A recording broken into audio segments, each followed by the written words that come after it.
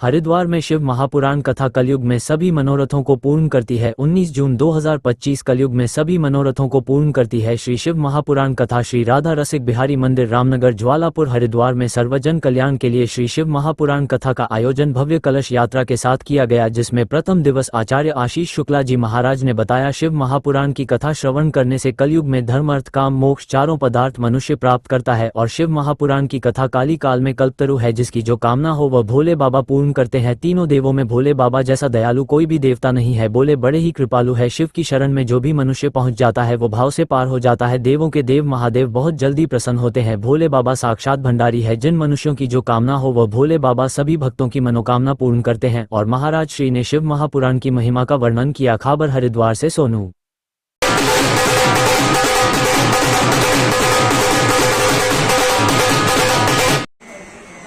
शिव महापुराण की कलश यात्रा में जो एक एक कदम चलते हैं तो कलयुग में हजारों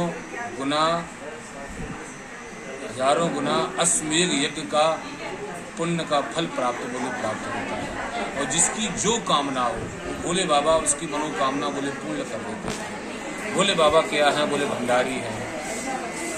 तो भोले बाबा की शिव महापुराण की कथा में जो पैदल चलता है तो उसको हजारों गुना कलयुग में उसको पुण्य मिलता है। और बड़े सौभाग्य की बात है, जब हमारे जन्म जन्मांतर के पुण्य एकत्रित होते हैं तब जाकर कहीं शिव महापुराण की कथा में चलने का अवसर मिलता है।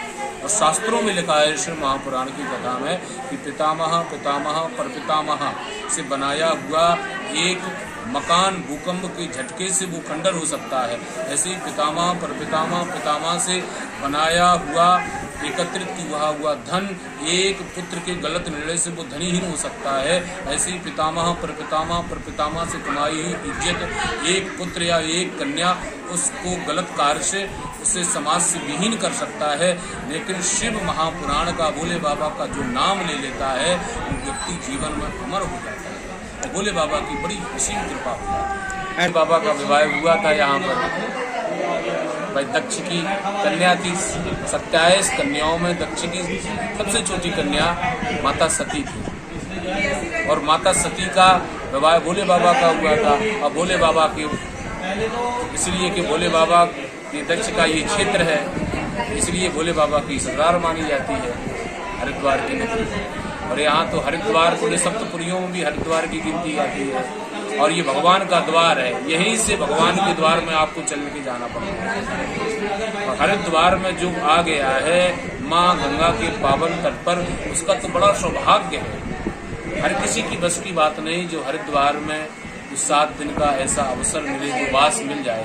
जिस पर भोले बाबा कृपा करते, गंगा मैया कृपा करती है, उन्हीं व्यक्ति वही मनुष्य हरिद्वार में वास कर सकता है। प्रेम से बोलो हर हर महादेव। हम पाप कर्मा हम पापात्मा पाप संभवत्राहिमा पार्वती नाथ सर्व पाप हरो भव। भगवान शिव कालों के काल हैं, महाकाल हैं। सृष्टि के रचयिता, पालन करता, संहार करता सर्वेश्वर भगवान शिव है। शिव से ही सृष्टि है, शिव से ही सृष्टि का पालन है, शिव से ही सृष्टि का संहार है। और हम सभी सनातनियों का सौभाग्य है कि श्री राधा रसिक बिहारी भागवत परिवार सेवा ट्रस्ट के तत्वाधान में श्री राधा रसिक बिहारी मंदिर हरिद्वार में शिव महापुराण की कथा का आयोजन किया जा रहा है, जिसके वक्ता हमारे परम मित्र हैं जो कि वृंदावन से यहाँ पर उपस्थित हुए हैं। श्री आचार्य आशीष शुक्ल जी महाराज, जो कि राम कथा, भागवत कथा, श्रीमद् भागवत कथा, देवी भागवत कथा, 18 पुराणों के जो है मर्मज्ञ हैं। और यहाँ पर हरिद्वार नगरी में, तीर्थ नगरी में आकर के हमारे जितने भी भक्त हैं सबको जो है शिव महापुराण की कथा का श्रवण कराएंगे। तो सभी भक्तों से मेरा आग्रह है कि ये कथा जो है यहाँ पर चलेगी 7 दिनों तक। तो आप लोग अधिक से अधिक संख्या में आएँ और कथा का श्रवण कर अपने जीवन को धन्य बनाएं। शिव का आशीर्वाद, शिव की कृपा प्राप्त करें। हर हर महादेव। ऐसे हृदय विष्णु, विष्णु से हृदय शिव, शिव ही विष्णु है, विष्णु ही शिव है। तो भगवान ने भक्तों की मनोकामना को पूर्ण करने के लिए नाना प्रकार के रूप धारण किए हैं, नाना प्रकार के अवतार धारण किए हैं।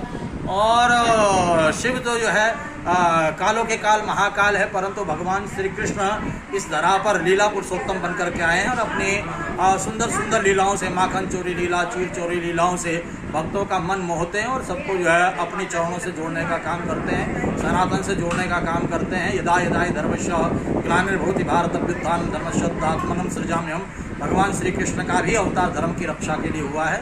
और धर्म संस्थापनार्थाय संभवामि युगे युगे, भगवान तो धर्म की रक्षा के लिए युग युगों में आते हैं और धर्म की रक्षा करते हैं, भक्तों के ऊपर कृपा करते हैं।